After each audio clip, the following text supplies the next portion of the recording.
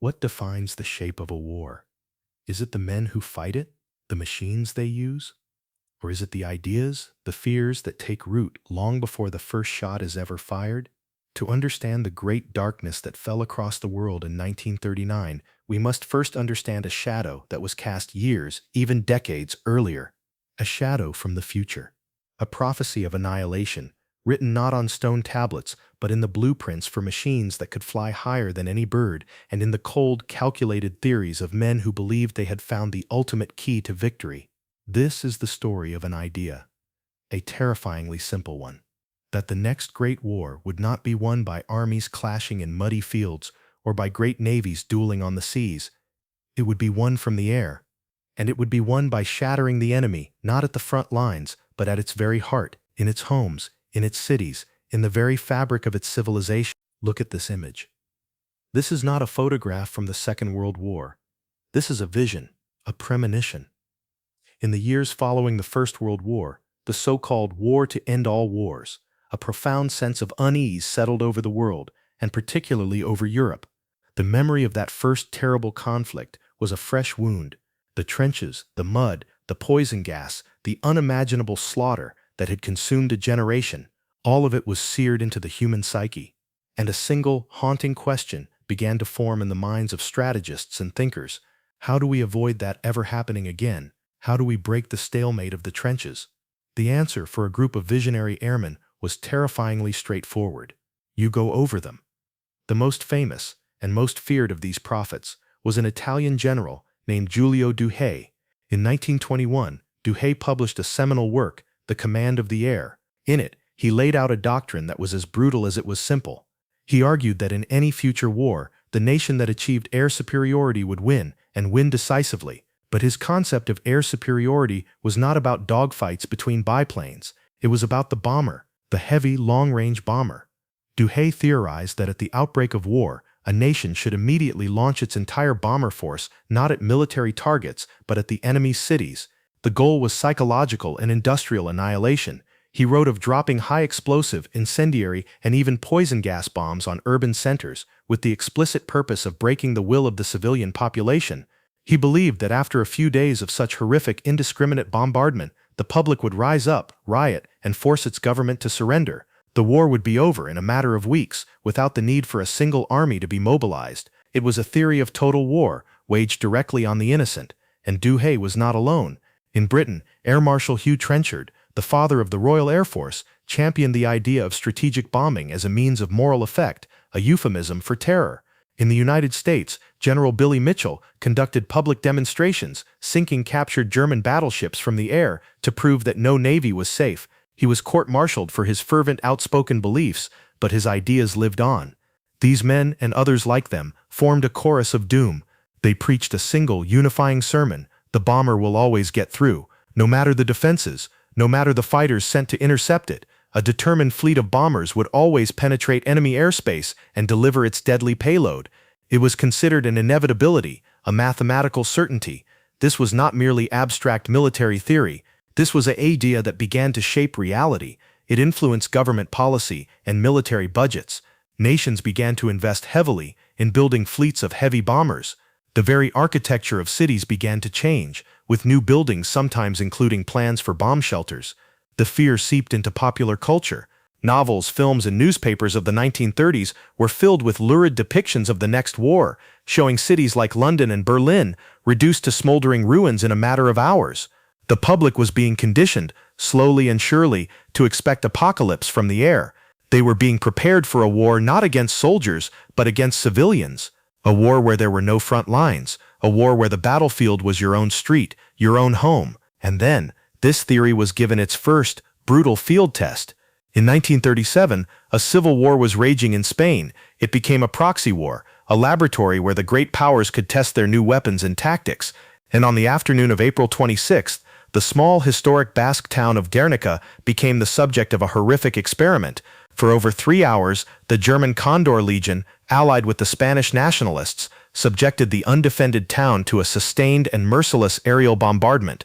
They did not target a factory or a barracks. They targeted the town center, the marketplace, on a market day when it was filled with civilians, men, women, and children. They used high-explosive bombs to blow the buildings apart, and then incendiary bombs to set the wreckage ablaze. The result was a massacre. The world was shocked. The reports that filtered out described scenes of unimaginable horror, and this horror was immortalized by one of the greatest artists of the age, Pablo Picasso. His monumental painting Guernica is a swirling monochromatic nightmare of screaming horses, dismembered bodies, and a mother wailing over her dead child. It is not a realistic depiction of the event, it is an emotional one. It is the embodied terror of the new age. Guernica was the proof of concept. It was the moment the theorist's nightmare became a tangible, smoking reality. It demonstrated that the prophecies of Duhay and Mitchell were not science fiction. They were a blueprint for the future. The fascist powers had shown they were willing to wage war without restraint, without mercy, and without distinction between soldier and civilian. So, as the political situation in Europe deteriorated throughout 1938 and 1939, as Hitler made his demands and the nations of the world stumbled toward the abyss, there was a specific chilling fear in the air. It was the fear of the bomber, the fear of the siren, the fear of the sky falling. When Neville Chamberlain returned from Munich in 1938, waving his piece of paper and promising Tucson for our time, he was not just speaking of avoiding war. He was in the minds of many, temporarily averting the annihilation of London. The stage was set, the weapons were being built, the theories were now proven in blood and fire. The only thing left was for the war to be declared.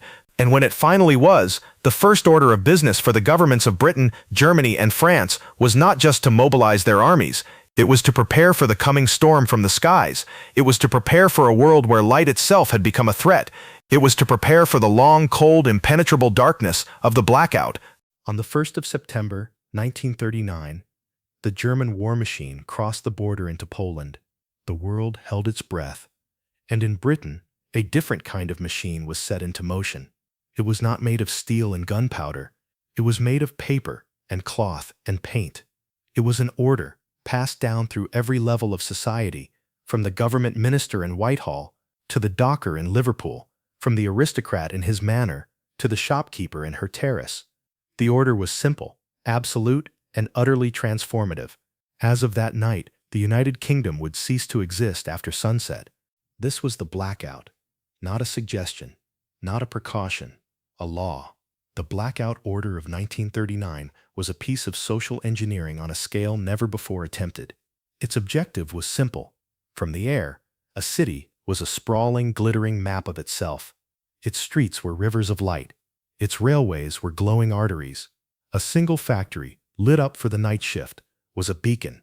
The blackout aimed to erase that map entirely, to turn the most advanced civilizations on Earth into a featureless black void.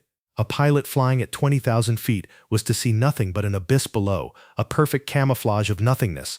But how do you make an entire island disappear? The effort was staggering in its mundanity. It fell upon every single citizen to become a soldier in this war against light. Windows were the first front. They were covered with heavy black material, often offcuts from funeral parlors. They were painted over with thick, dark paint. A special Austin 7 blackout paint was sold for car headlights, but simple covering wasn't enough. A single careless chink of light, a forgotten crack in a curtain, could, in theory, spell the death of a street. And so, a new authority was born, the Air Raid Precautions Warden. Imagine this figure, often a local, someone you knew, a retired postman, a shopkeeper, a volunteer housewife, but in the darkness they were transformed. Clad in a distinctive dark blue uniform and a steel helmet, they were invested with a power that was both petty and profound. They patrolled the pitch-black streets, their eyes scanning the endless rows of blacked-out windows, and when they saw a leak, a faint yellow glow from a misaligned curtain, they would stop, point, and shout into the silence, "Put that light out." It became the defining sound of the British night, a sound of fear, of authority, of communal responsibility, and of deep, simmering resentment. Your neighbor, the person you borrowed sugar from, now had the power to report you, to fine you, to make you a threat to the entire community. The social contract was being rewritten in the dark. The very concept of home changed. Your house was no longer your private castle. Its windows were a potential liability to the nation.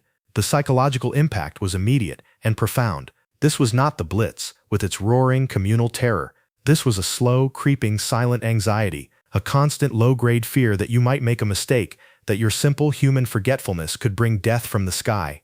It bred a unique form of paranoia, a hypervigilance that wore on the nerves night after night, month after month, and the darkness itself became a predator. The blackout did not discriminate between the light that guided a German bomber and the light that allowed a mother to see her child cross the street. It was an impartial killer. In the first 4 months of the war, before a single German bomb had fallen on British soil, over 4,000 people were dead. They were not killed by the enemy, they were killed by the blackout. They were pedestrians, stumbling off darkened pavements into the path of cars with slitted headlights. They were cyclists, crashing into unseen obstacles. They were people simply falling down stairs, tripping over curbs, walking into canals. The number of traffic accidents doubled. The casualty lists in newspapers began to fill with these quiet, domestic tragedies, a hidden war within the war. Life was forced to adapt to this new nocturnal reality. The blackout entered the lexicon, the act of getting so hopelessly lost and disoriented in the impenetrable gloom that you ended up in the wrong street, the wrong part of town, or simply gave up and went to the pub. And the pubs themselves became strange, subterranean-feeling caverns. Their windows boarded or curtained, they were lit by a few low-wattage bulbs, often painted blue. People socialized in this perpetual twilight, their faces half ghosts, their conversations hushed. It was in these dim, anxious spaces that new social bonds were forged, and old ones were strained. The blackout became a great equalizer and a great isolator, all at once. But the darkness also revealed unexpected wonders. With the artificial glow of humanity extinguished, the natural world reasserted itself in a way it hadn't for centuries. The night sky, for those who dared to look up, was revealed in all its staggering, pre-industrial glory. The Milky Way, which had been invisible over London for generations, now blazed across the heavens with a clarity that stunned observers. Amateur astronomy saw a huge resurgence. People were rediscovering a cosmos that had been hidden behind the veil of their own progress. It was a cruel, beautiful irony. In their effort to hide from man-made destruction, they were reacquainted with the sublime beauty of the universe. And so, by the end of 1939, a new normal had been established. A nation had learned to live in the dark. They had learned to walk by touch, to navigate by memory, to socialize in shadows, and to fear the light. They had created a world of perpetual twilight, a society of ghosts moving through a landscape they could no longer see. The blackout was a success in its primary goal. It had made Britain a harder target, but the cost was a society living under a constant, invisible strain.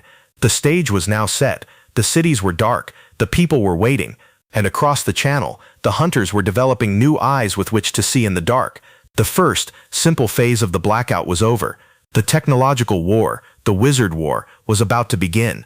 The darkness was a shield, a primitive one, and like any primitive shield, it was only a matter of time before a more advanced weapon was devised to shatter it. By 1940, the blackout had plunged Britain into an abyss, but for the German Luftwaffe, this was merely an inconvenience, a problem to be solved by engineering, and so began a secret war, a conflict fought not with bullets and bombs, but with radio waves and cathode rays, a battle of physicists, not infantry. This was the Wizard War, a term coined by Winston Churchill himself, and it would be decided in a realm invisible to the human eye. The German solution was as brilliant as it was sinister. They would not need to see the cities. They would simply guide their bombers to them with invisible paths in the sky. This was the Knickebein system. Crooked leg. Here is how it worked. Powerful radio transmitters on the continent would broadcast two highly focused beams. One was a continuous note, the other a series of dots and dashes. A German bomber pilot would fly along the main beam, listening for the steady hum in his headphones. Where this beam intersected with a second crossbeam, the signals would merge, and the steady tone would change. This was the release point. It was an audacious system, a form of celestial railroad that ran on radio waves, and it promised to make the British blackout utterly irrelevant. A bomber could fly blind, in total cloud cover, over a perfectly blacked-out landscape, and drop its payload with terrifying accuracy. But Britain was not without its own wizards. A small, secretive team of scientists, led by the brilliant, eccentric Reginald Victor Jones, a man in his late 20s who looked more like a university student than a top-level scientific advisor, had pieced together the fragments of this German wonder weapon. Their intelligence came from a mosaic of sources: cryptic enigma, decrypts mentioning beam systems, reports from downed German bombers found with strange radio equipment, and even a single, crucial interrogation of a captured Luftwaffe navigator who, under subtle pressure, revealed the existence of the Knickebein. Jones took his findings directly to Churchill. The Prime Minister, understanding the existential threat, gave the order: the beams must be bent. And so the British wizards conjured their first great counterspell. It was codenamed Aspirin. The principle was beautifully simple. If the Germans were laying down invisible railroad tracks, the British would simply build false ones. They set up their own transmitters to broadcast a more powerful, distorted version of the German beam. They weakened it, intercepted the signal, and rebroadcast it from multiple locations. To a German bomber pilot, his steady guidance tone would suddenly waver, split, and lead him astray. He might be flying over the black void of London, but his instruments would tell him he was still miles away, or worse, that he was directly over his target when he was in fact flying over empty fields. The aspirin system gave the German bombers a severe case of navigational migraine, scattering them, confusing them, and rendering the precise Knickerbein system dangerously unreliable. Frustrated, the Germans responded with a more sophisticated system, the X-Gerät, or X-Apparatus. This was Knickebein's more precise, more deadly older brother. It used multiple crossbeams, a master beam, and an onboard automatic computer that would even release the bombs without pilot intervention. It was designed for the specialist Pathfinder units, the Kampfgruppe 100, who would fly in first, use X-Gerät to find the target with pinpoint accuracy, and mark it with incendiaries for the main bomber force to follow. On the night of November 14, 1940, X-Gerät proved its horrifying effectiveness. It guided the Pathfinders to the city of Coventry. The resulting firestorm devastated the city, destroying its historic cathedral and killing hundreds. It was a devastating blow and a stark demonstration that the Wizard War was no academic exercise. Its outcomes were measured in ruined cities and human lives. Yet again, Jones and his team rose to the challenge, developing a more sophisticated countermeasure codenamed Bromade. But the British wizards had another, even more theatrical trick up their sleeves.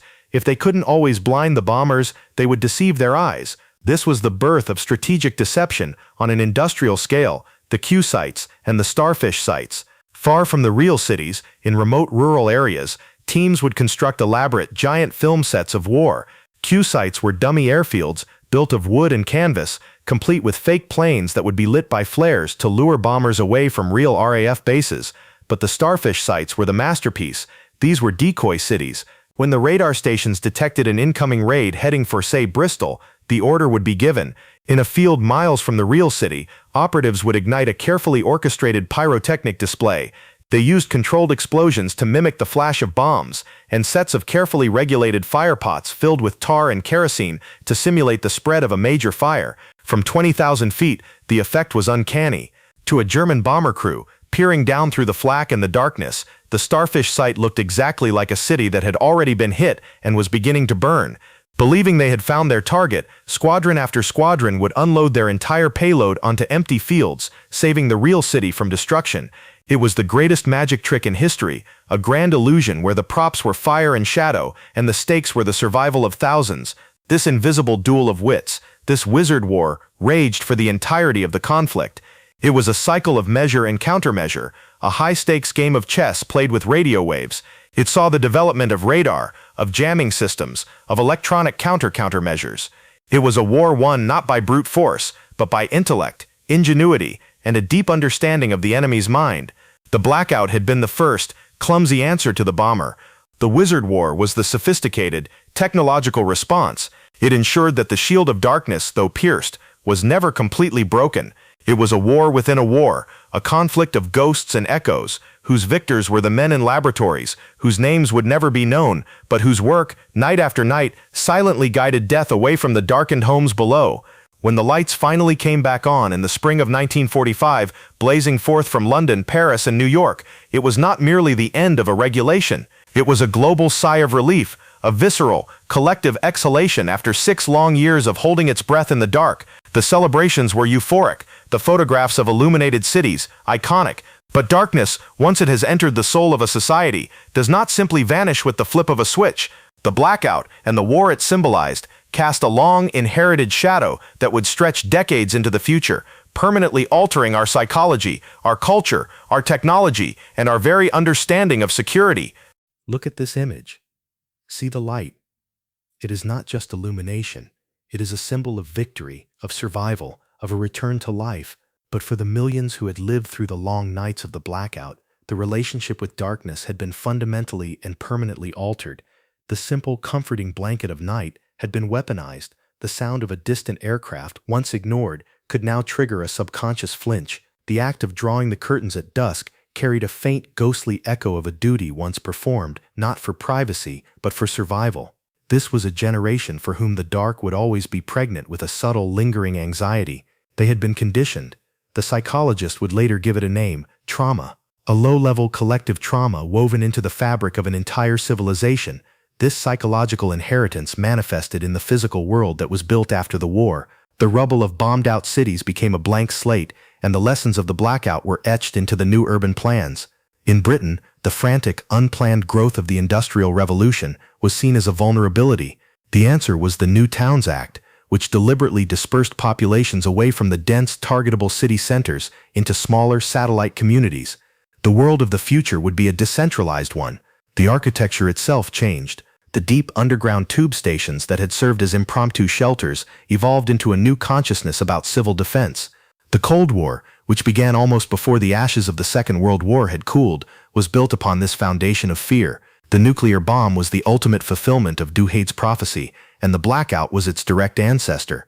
The backyard fallout shelter was the successor to the Anderson shelter. The haunting wail of the civil defense siren was the ghost of the air raid alarm. The technological legacy of the Wizard War was even more profound. The Battle of the Beams was the infancy of the electronic age. The need to detect aircraft at a distance gave us radar. The need to navigate without sight, first for bombers and then to counter them, laid the foundational work for inertial guidance systems. The entire field of electronic countermeasures and electronic countermeasures, the art of jamming and deceiving an enemy's electronic systems, was born in this conflict. These were not mere wartime novelties. They are the direct technological forebears of the systems that guide our commercial airliners, our smartphones, and our GPS satellites. We live in a world woven together by invisible signals, a network whose origins can be traced back to the desperate attempts of British scientists to bend the German radio beams threatening their cities. The modern digital world was, in a very real sense, forged in the darkness of the blackout. Culturally, the shadow lingered for generations.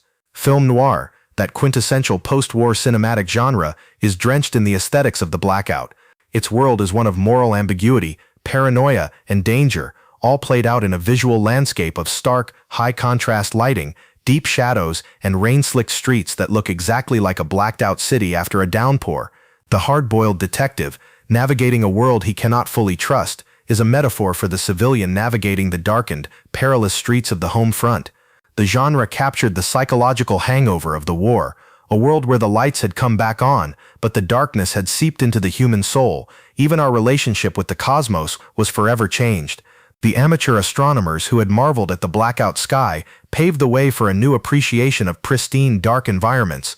Today, the fight against light pollution, the effort to preserve places where we can still see the Milky Way, is a direct intellectual descendant of that unexpected gift of the blackout. It was a poignant reminder of what we had lost to our own progress, a glimpse of a universe that humbles us, a memory that would inspire generations of scientists and dreamers. And so, the story of the blackout does not end in 1945. It is a story that is still being written. It is present in the decentralized design of our infrastructure, in the GPS signal that guides us, in the thrillers we watch, in the telescopes that peer into deep space, and in the subtle, inherited caution of those who grew up in its long shadow. The blackout was more than a historical event. It was a profound human experience that demonstrated how a civilization, when faced with an existential threat, will reshape its entire way of life down to the most mundane detail.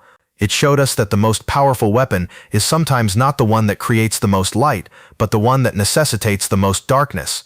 It taught us that the night can be both a shield and a prison, and that the return of the light is perhaps the most profound victory of all.